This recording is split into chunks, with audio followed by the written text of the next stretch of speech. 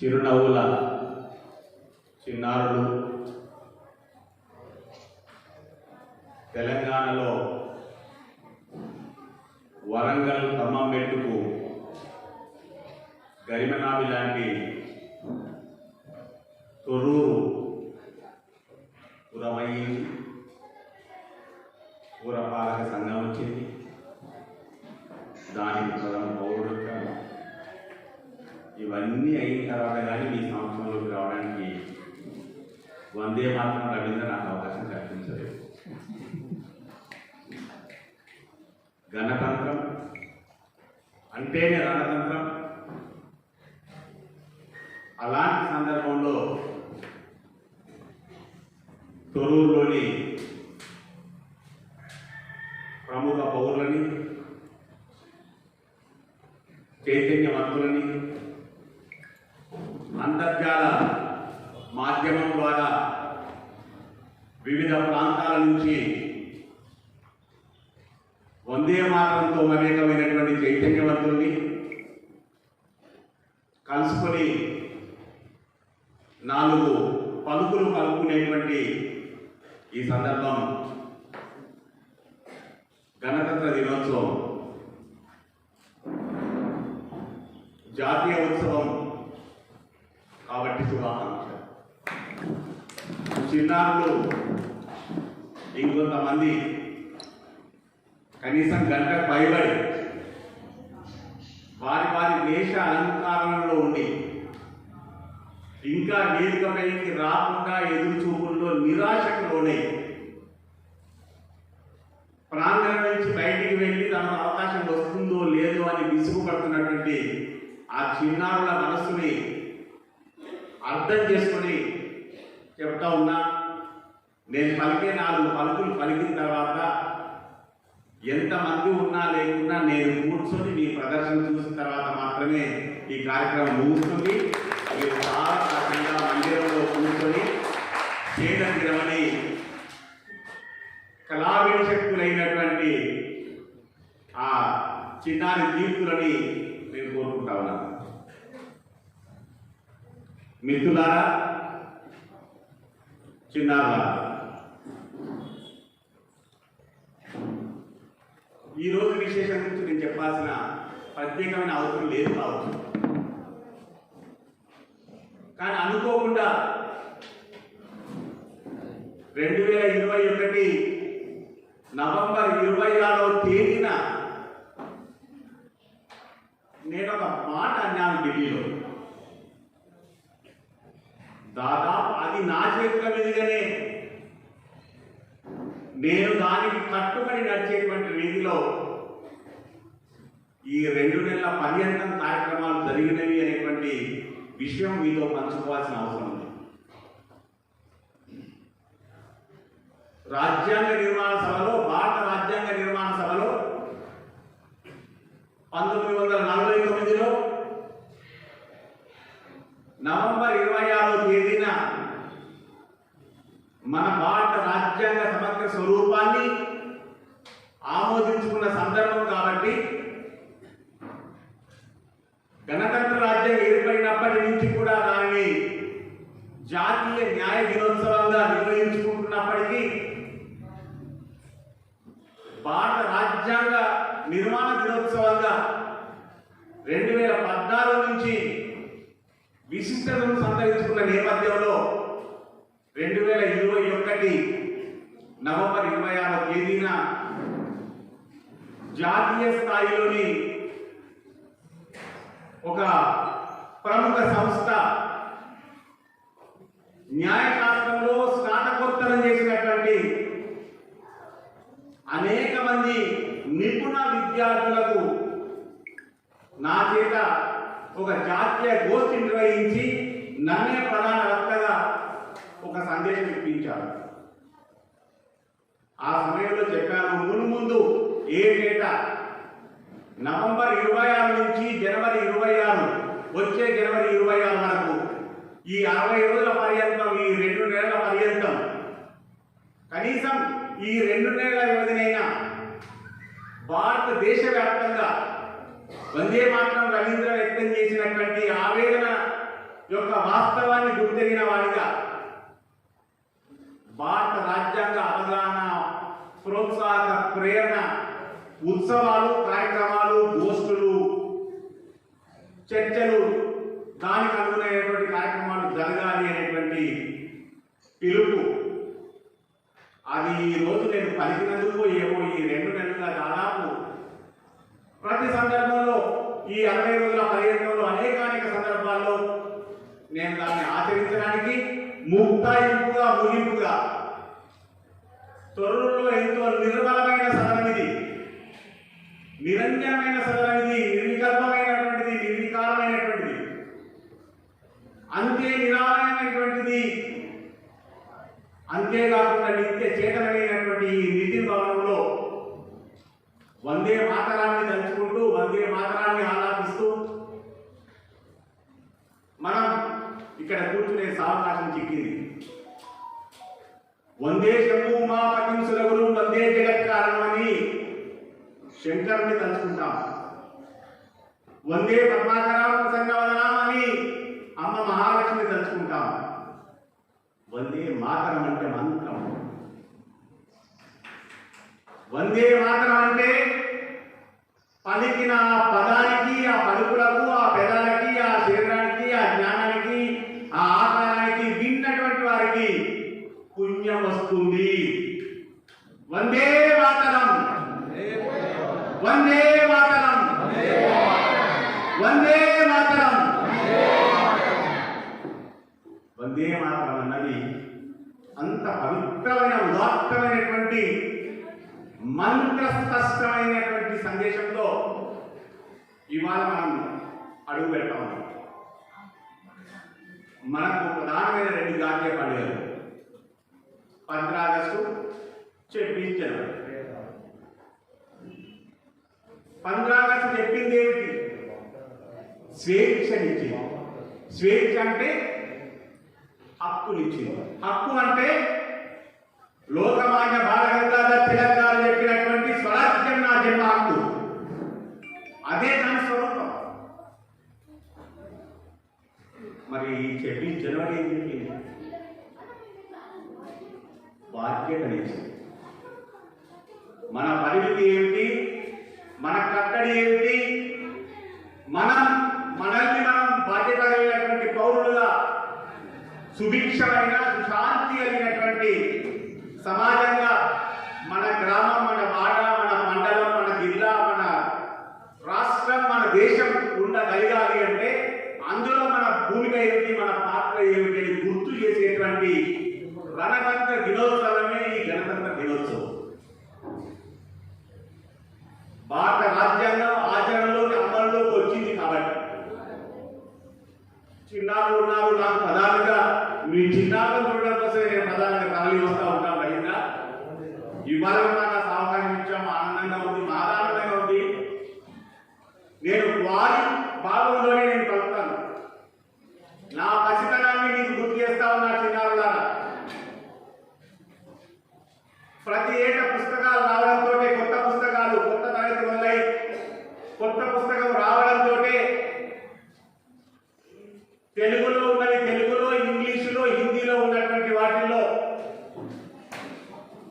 అట్ట బాగుందా లేదా అని చూసుకోవడం, పసిపిల్లలకి ఏ రకమైనటువంటి లక్షణం ఉంటుందో ఆ లక్షణంతోనే చూసుకుంటూనే తొలి కాగితాలు చూసుకున్న తర్వాత మలి కాగితాల్లో జాగ్రత్తగా ప్రతిజ్ఞ ఉన్నదా లేదా అని చూసుకోవడమే పసితనం నుంచి నాకు అలవాటు పడింది. మన చిన్నారులకి అంటే మీకు ఆనాడు మాకు రాజ్యాంగం అంటే ఏంటి, ప్రతిజ్ఞ. నిత్యం పాఠశాలలో లేదా తరగతిలో మనం చేసేటువంటి భౌతిక తరగతులు సాగుతున్న సమయంలో చేసేటువంటి ప్రార్థనా సమావేశంలో ఇంకా కొన్ని చోట్ల ఓపిక వహించి చెప్పిస్తున్నటువంటి ప్రతిజ్ఞనే భారత రాజ్యాంగం యొక్క స్వరూపం. దాన్ని దీనికి అనుసంధానం చేసుకుంటే దానం ముందుకు సాగుతుంది. రవీంద్ర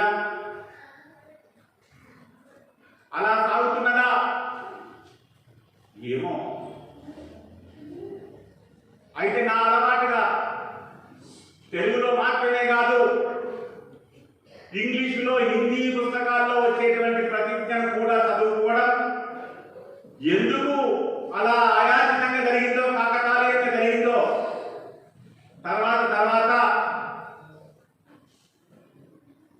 ఊరు దాటి పట్నం దాటి నగరం దాటి ఢిల్లీ దాకా చేరిన తర్వాత ఆ గడ్డ మీద ఆ వేదికల పైన నేనెక్కడ కూడా పరాయిలాగా కనిపించకుండా ఉండడానికి ఆనాడు చేసినటువంటి ప్రతిజ్ఞ అభ్యాసం కూడా కొంత ఉపకరించింది అని చిన్నారులకు ప్రధానంగా నేను గుర్తు చేస్తా ఉన్నాను.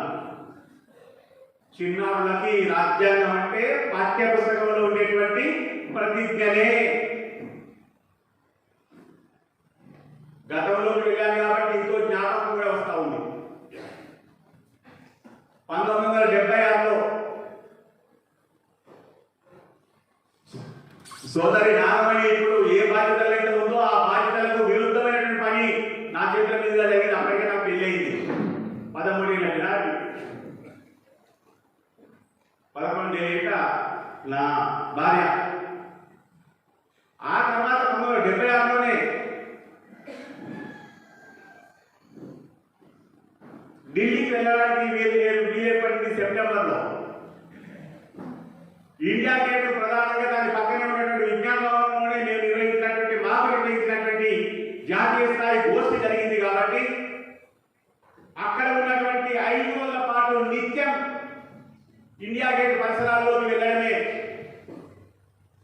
ప్రధానమైన కార్యక్రమంగా మారింది. బాల్యంలో ఒకసారి ఒక అలవాటు హత్తుకుంటూ, హృదయానికి మనస్సుకు హత్తుకుంటూ మొదలైతే దాని ప్రభావం ఎలా ఉంటుందో అక్కడ కనిపించిన అమర జవాన్ జ్యోతికి అనుకోకుండా నమస్కారం చేయడం మొదలైంది. అక్కడ యూనిఫామ్ లో వెళ్ళినప్పుడు మాత్రం సల్యూట్ చేయడం అనేటువంటిది ప్రధానంగా చేయాల్సిందే. కానీ ఒక ప్రీతితో ఒక విద్యార్థి జాతీయ స్థాయి పోటీల్లో పాల్గొనడానికి వెళ్ళినటువంటి వారిని అనేటువంటి ఉత్సాహంతో ఎప్పుడైతే మొదలైందో అదే ఉత్తేజంతో ఆ నమస్కారంతో పాటుగా అక్కడ ఒక ఖాళీగా కనిపించిన ఒక ప్రధానమైన పీఠం నా మనసును హత్తుకున్నది. అదే ఈనాడు మీరు చిన్నారులుగా ఉన్నప్పుడు మన జాతికి నేతాజీ సుభాష్ చంద్ర బోస్ యొక్క భవ్యమైన దివ్యమైన మాత్రమైనటువంటి విగ్రహం మన యావత్ భారతదేశంలోనే అత్యంత కీలకమైనటువంటి పీఠం అది. ఆ పీఠం పైన నిలవబోతున్నది. దానికి ఆరంభంగా ఆయన పుట్టినరోజు నిన్నగా మొన్ననే 23వ తేదీన సాయంత్రం పూట భారత ప్రధాని నమూనా కాంతి చిత్రాన్ని, కాంతి రూపాన్ని ఆవిష్కరించడం కూడా జరిగింది. ఈనాడు ఆ ప్రాంతానికి ఎంతటి చైతన్యం, ఎంతటి ఉత్తేజం వచ్చిందంటే అది ప్రత్యేకమైనటువంటి ఎదురు చూపుల్లో 1960 దశకం నుంచి ఖాళీగా ఉన్నటువంటి ఆ ప్రధాన పీఠం ఈనాడు అమరుడైనటువంటి చైతన్య వీరుడు, చైతన్య దీప్తి అయినటువంటి నేతాజీ సుభాష్ చంద్ర బోస్ అక్కడ నిలువనున్నారు. మన జాతికి ఒక చైతన్యాన్ని ఇవ్వనున్నటువంటి అనుభూతి నాకు ఎంతో నా పసితనాన్ని గుర్తు చేస్తా ఉంది. ఎందుకు ఇది ఇలా ఖాళీగా ఉండిపోయింది? తర్వాతి దశలో నేను చదువుకున్నాను. అక్కడ అంతకుముందు బ్రిటిష్ రాజు, మహారాజు, సామ్రాట్టు విగ్రహం లేని దాన్ని భారత ప్రభుత్వం తొలగించింది. ఎంతో మర్యాదగా తొలగించి ఆ విగ్రహాన్ని ఎవరికి చెప్పాలో ఆ రీతిలో చెప్పేసింది. కానీ అప్పటి నుంచి ఖాళీగానే ఉన్నది. అది ఇంకెంతకాలం ఖాళీ అనేటువంటిది నన్ను పార్లమెంట్ లో సభ్యునిగా వెళ్ళిన తర్వాత కూడా శోధిస్తూనే ఉన్నప్పటికీ నిన్నగా ఉన్నది ఆరంభమైంది. నేతాజీ మనం కనిపిస్తున్నారు. ఇక వందే మాతర స్ఫూర్తితో భారత రాజ్యాంగ ప్రేరణ సదస్సుని సంకల్పం చేసి 2 నెలలుగా నేను చెప్తూ వచ్చినటువంటి నా మాటకు నేను కట్టుబడి ఉండేలాగా నన్ను సార్థక కర్మ చేయడానికి అవకాశం ఇచ్చినటువంటి ఇచ్చినటువంటి వందే మాత్రం రవీంద్ర గారు ఇచ్చిన ఆదేశాన్ని నేను ఇప్పుడు పాటించే ప్రయత్నం చేస్తాను. ఏమిటి మన భారత రాజ్యాంగం?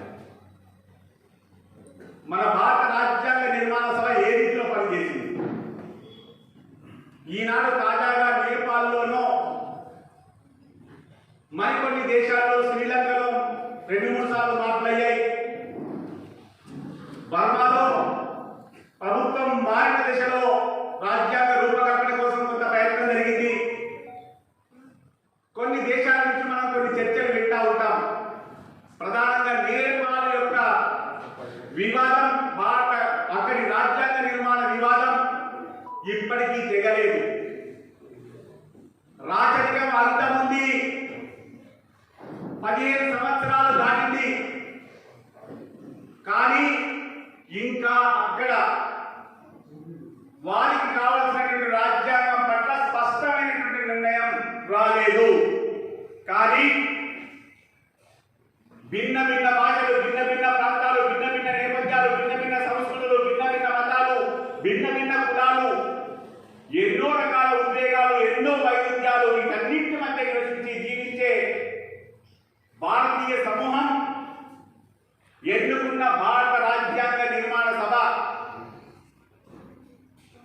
తొలిసారి ఎన్నికైనటువంటి ఆ సభనే పూర్తి స్థాయిలో తమ బాధ్యత నిర్వర్తించి పూర్తి స్థాయి భారత రాజ్యాంగాన్ని అందించగలిగినటువంటి ఒక మహత్తరమైన కార్యం చేయడం, దాన్ని యావత్ భారత రాజ్యాంగ నిర్మాణ సభలోని సభ్యులందరూ ఆమోదించడం, తదనంతరం ఈనాటికి కూడా యావత్ భారతదేశం మాత్రమే కాకుండా ప్రపంచ వ్యాప్తంగా ఉన్నటువంటి అనేక దేశాలు భారత రాజ్యాంగ నిర్మాణ పద్ధతిని ఒక దీపికగా, ఒక సూచికగా, ఒక ఉద్వేగంగా, ఒక ఉద్వేగంగా స్వీకరిస్తూ తమను తాము ఉద్ధరించుకున్నటువంటి వాస్తవాన్ని గమనిస్తే భారత జాతి ఔన్నత్యం, గొప్పతనం అర్థమవుతుంది అని నేను మనవి చేస్తా ఉన్నాను.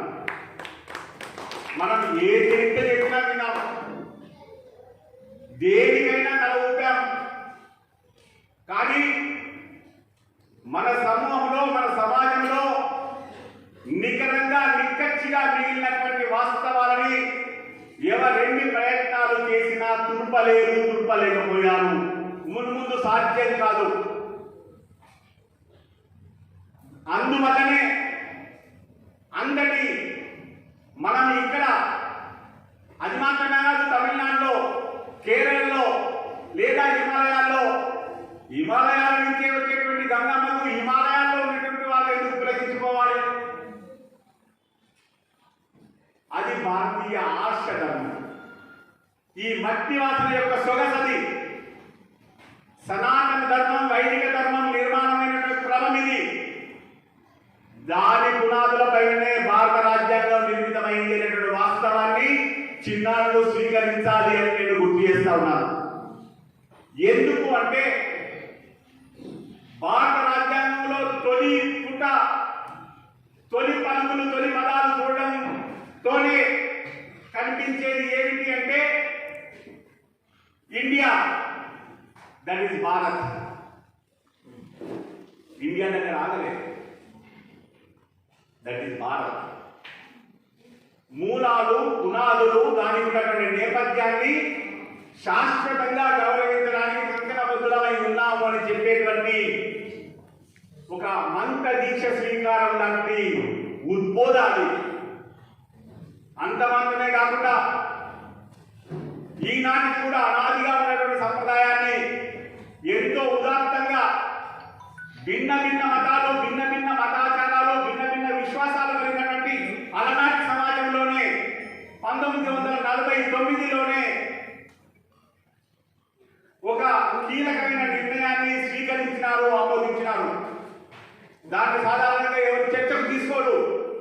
దాని మూలంగా సంఘటన నిర్మాణ సమాజం అని నేను చెప్తా ఉన్నాను. అది ఏమిటి అంటే జనవరి, ఫిబ్రవరి, మార్చి, ఏప్రిల్, మే వగైరా ఏ రీతిలోనైతే మనం స్వీకరిస్తామో అదే రీతిలో యావత్ భారతదేశ వ్యాప్తంగా, చిన్నారులారా దయచేసి గమనించండి, వినండి, భారతదేశ వ్యాప్తంగా విక్రమ సంహిత ఆధారంగా ఉన్నటువంటి వైదిక పంచాంగంలోని తేదీ నిర్ధారణ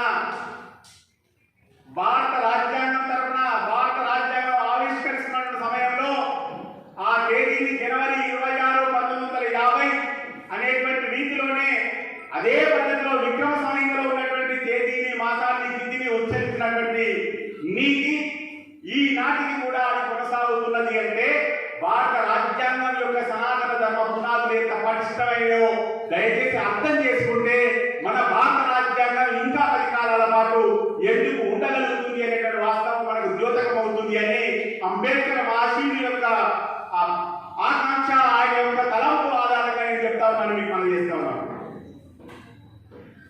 డాక్టర్ భీమ్రావ్ అంబేద్కర్,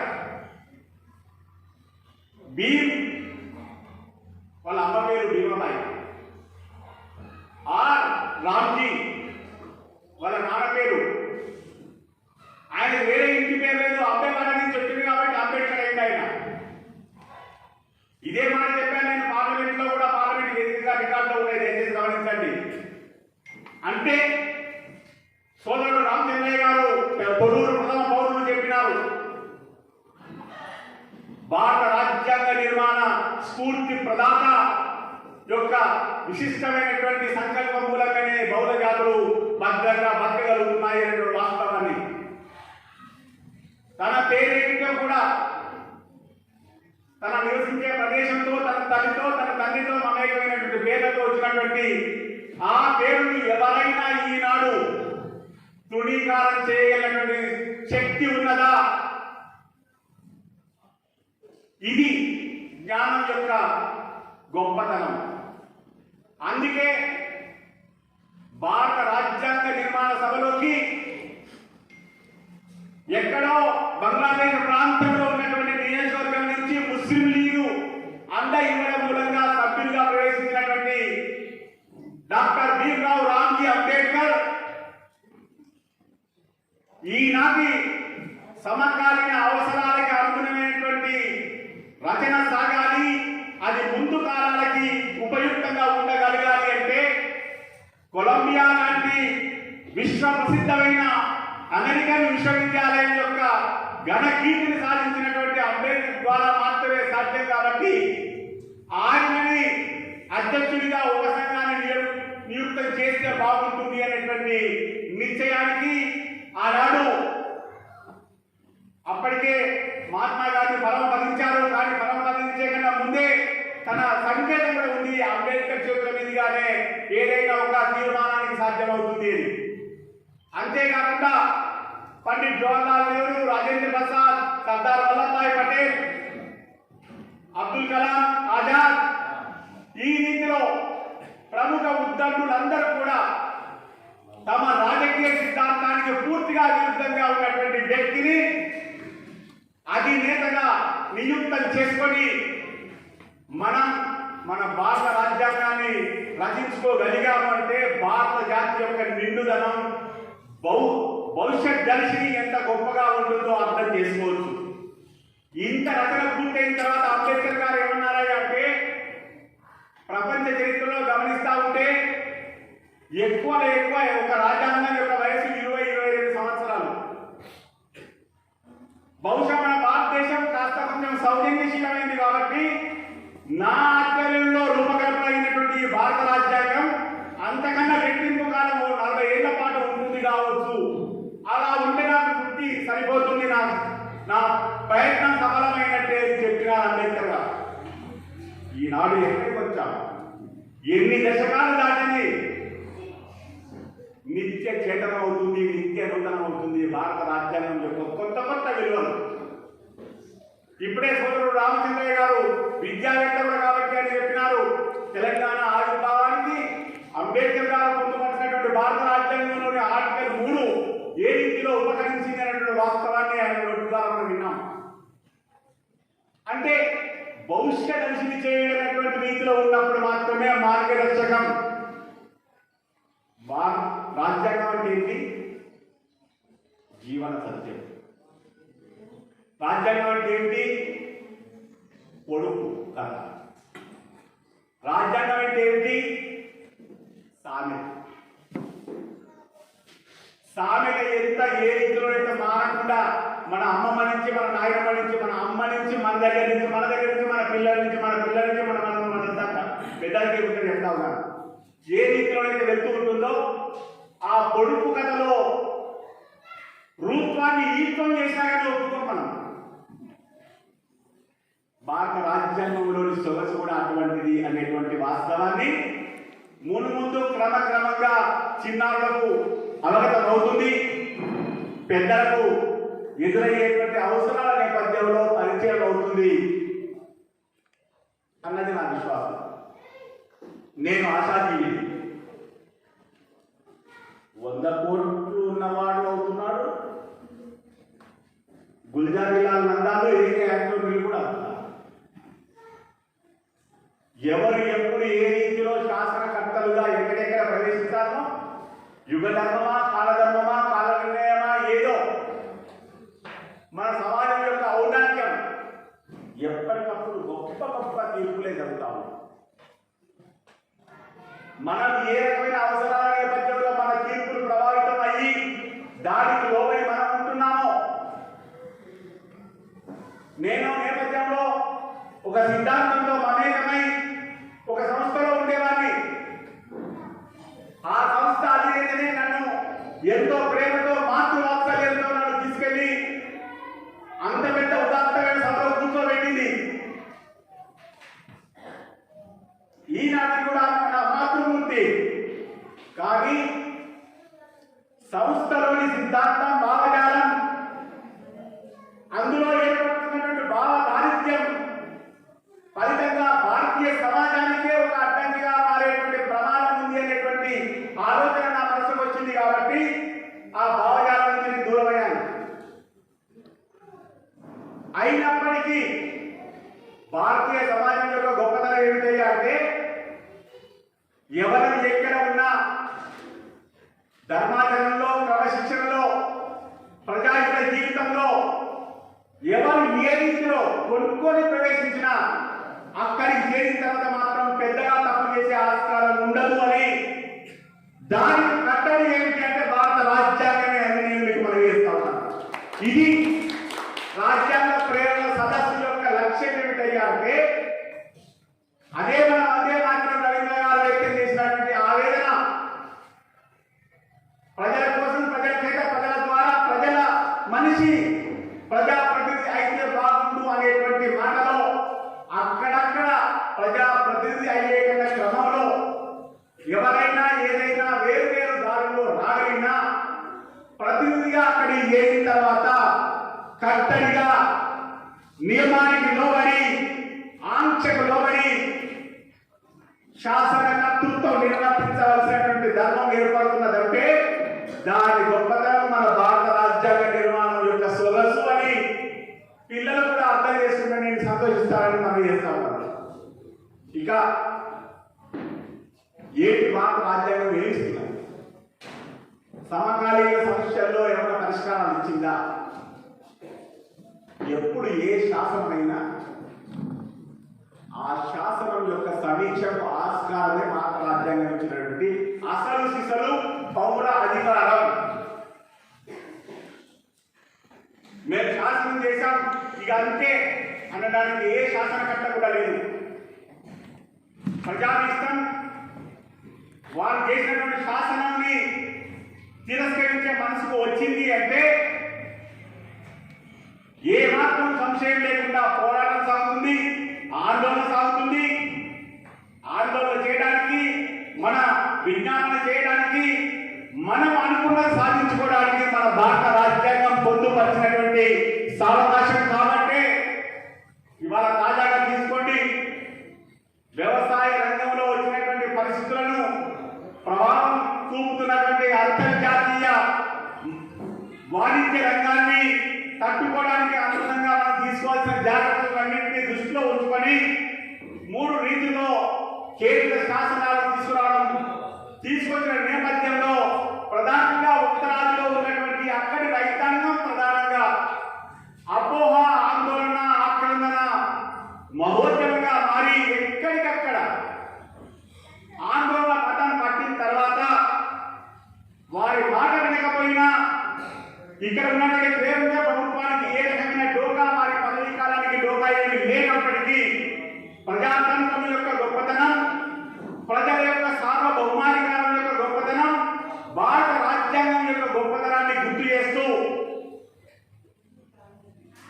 అదే కేంద్ర ప్రభుత్వం వ్యవసాయపరమైనటువంటి ఆధునిక అవసరాలకు అనుకునేటువంటి చట్ట నిర్మాణాన్ని రద్దు చేసుకొని వెనక్కి తీసుకునేటువంటి నిండుదనాన్ని తల వంచి స్వీకరించింది అంటే అది మన భారత రాజ్యాంగం ఇచ్చినటువంటి నిలువెత్తు అధికారం ప్రతి పౌరునికి మీకు మనం చేస్తా ఉన్నాము.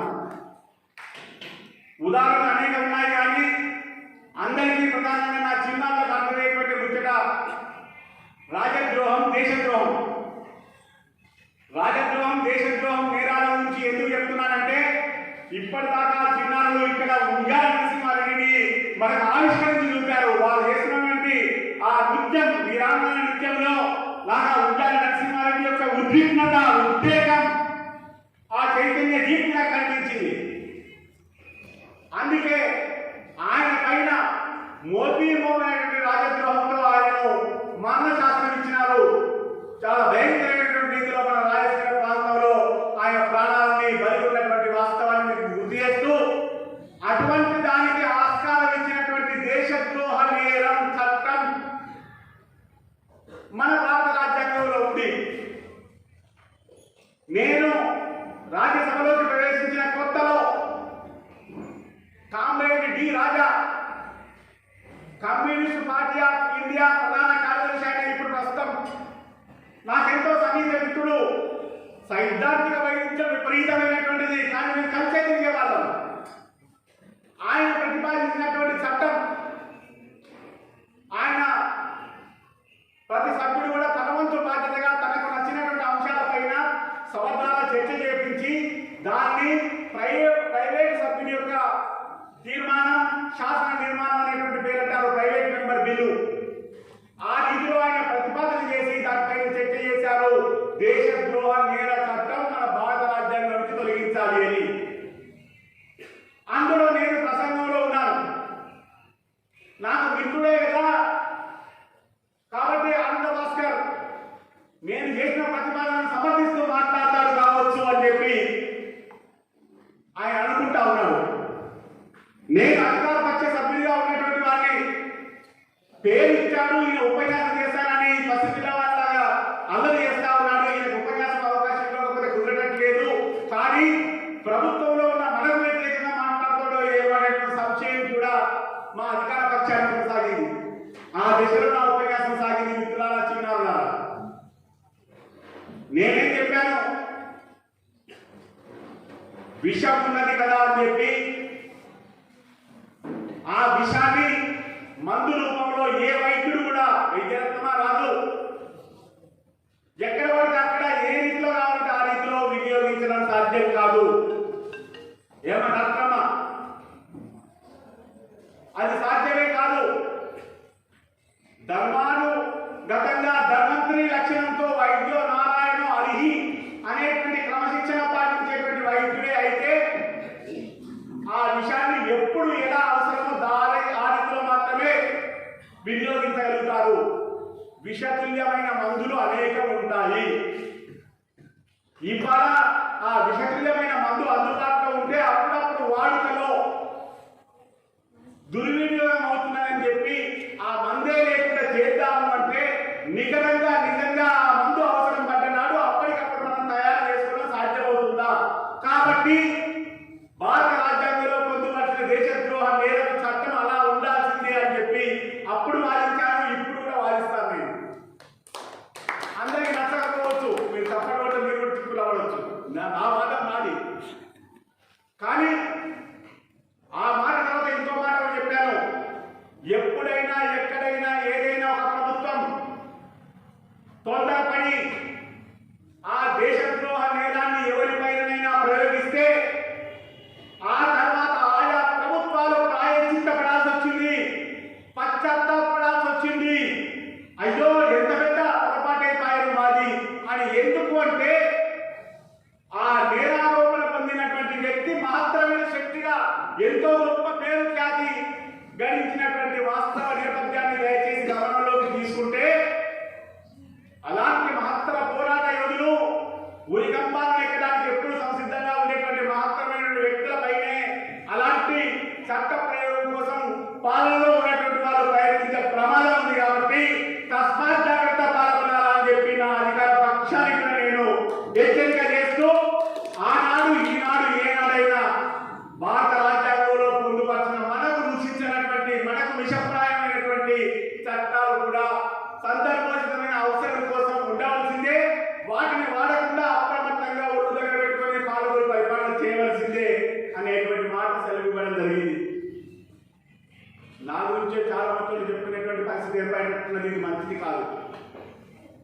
నా పరిచయం ఎప్పుడెప్పుడు ఏ సందర్భంలో మీకు కలుగుతుంటే, కలిగితే సంతోషం, కలగకపోయినా నాకు బాధ లేదు. దారి పడిపోతుంటే మీరందరూ నన్ను గుర్తుపట్టాలనే కోరికలో కూడా నేనేం లేదు. అయినప్పటికీ రాజ్యాంగం మనకు ప్రేరణ ఇచ్చేటువంటి దిశలోకి సాగాలి అంటే పాలక పక్షాలు ఓర్పు సాధించుకోవాలి. పౌరునికి ఉండేటువంటి బాధ్యతను ప్రభుత్వం గుర్తు చేయాల్సిన అవసరం లేదు. సోదర రామచంద్రయ్య, విద్యార్థితో నీవు పౌరునికి ఉండేటువంటి బాధ్యతని ప్రభుత్వాలు గుర్తు చేయాల్సిన అవసరం లేదు. అంతేగాక పౌరుని యొక్క హక్కులని ఏ పాలకుడైనా కాలరాయడానికి వీలే లేదు. ఈ రెండింటి క్రమశిక్షణగా పాటిద్దామనేటువంటిది ఏ ప్రభుత్వం సిద్ధమైతే అప్పుడు రాజ్యాంగం యొక్క సొగసు మరింత పరిగణించేటువంటి ఆస్కారం ఉంటుంది. ఆ రీతిలో స్పందించేటువంటి ప్రభుత్వాలు దినదిన ప్రవర్తమానం కావాలని ఆకాంక్ష వ్యక్తం చేస్తా ఉన్నా. దాంతో పాటుగా యావత్ భారత సమాజం, ఈ సమాజంలోని కులం, మతం, ప్రాంతం, భాష, దానికి ఉన్నటువంటి సంస్కృతి, సాంస్కృతిక విలువలతో తోడైనటువంటి అన్ని రకాల ఉత్తేజాలు, వాస్తవాలు ఎంత నిజమో అదే రీతిలో పౌరుని యొక్క స్వేచ్ఛ ఎంత నిజమో పౌరుని యొక్క బాధ్యత కూడా అంతే నిజం. ఆ మేరకు బాధ్యత కలిగి ఉండాలని విద్యార్థులమైన మీరు మీ పాఠ్య పుస్తకాల్లో కనిపించేటువంటి ప్రతిజ్ఞ